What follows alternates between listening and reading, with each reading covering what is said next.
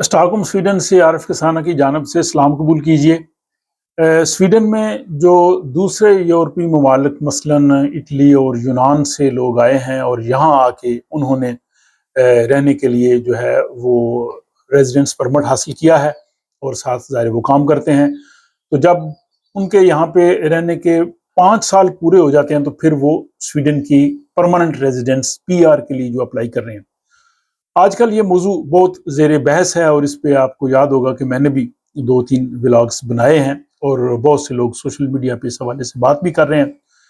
सूरत हाल ये हो रही है कि जो लोग अप्लाई करते हैं अपने 5 साल पूरे होने के करीब, तो उनकी एप्लीकेशन जो है वो रिजेक्ट हो रही हैं और लोग परेशान हो जाते हैं। जैसे पहले भी व्लॉग्स में कहा कि वो कहते हैं कि अब तो हमारे 5 साल पूरे हो गए हैं, क्या हमें दोबारा से 5 साल पूरे करने पड़ेंगे? और किसी को कहा जाता है कि अगर आपके पास वैलिड वीज़ा है तो आप अपने मुल्क चले जाएं, असाइलम लें, ये वो। इस पे सारी गुफ्तगू हुई है और इसके बाद आपने देखा था कि एक व्लॉग जो है वो पेश किया था कि जिसमें कहा गया था कि आपने 2 एप्लीकेशन जो हैं वो एट ए टाइम दे दें, एक्सटेंशन की भी दे दें और पीआर की भी दे दें। और इसी सिलसिले में मैंने व्यूअर्स से भी कहा था कि अगर आपके पास इंफॉर्मेशन आती है तो आप अपने एक्सपीरियंस के हवाले से इंफॉर्मेशन भेजें, या अगर किसी का माइग्रेशन बोर्ड के साथ रब्ता होता है तो माइग्रेशन बोर्ड की तरफ से जो जवाब है वो भी आप भिजवाएं, ताकि लोगों को जो है वो सही सूरत हाल का पता चल जाए, उनकी परेशानी दूर हो जाए, उनको जो है वो ऑथेंटिक मुस्तनद जो है वो मालूमात मिल जाएं। तो मैं शुक्रिया अदा करता हूँ अपने व्यूअर्स में से जनाब बिलाल रफाकत साहब का और शिराज हनीफ साहब का।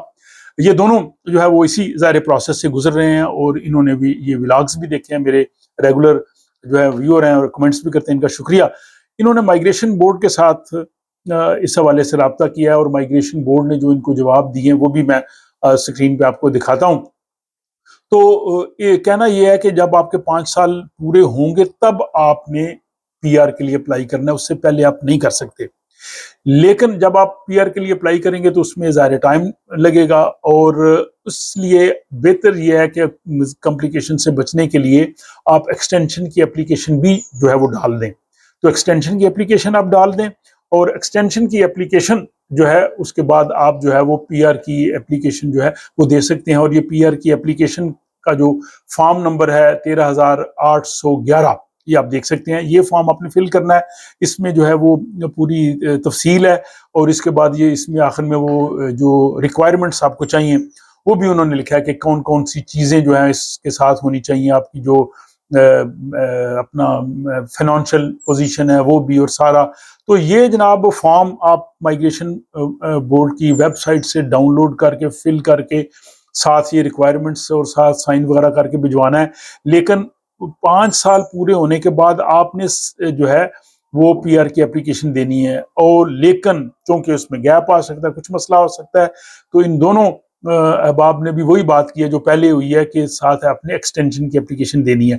तो मेरा ख्याल है कि अब ये जो मसला बड़ा उलझा हुआ था वो समझ नहीं आ रही थी कि लोगों को क्या किया जाए। तो अब आज के इस व्लॉग के बाद और ये जो माइग्रेशन बोर्ड की आप देख रहे हैं कि इनके जो जवाब भी मैंने स्क्रीन पे आपको दिखाए हैं, इसके बाद मेरा ख्याल अब सूरत हाल जो है वो बिल्कुल क्लियर हो जानी चाहिए। इसमें किसी किस्म का जो है वो डाउट नहीं रहना चाहिए।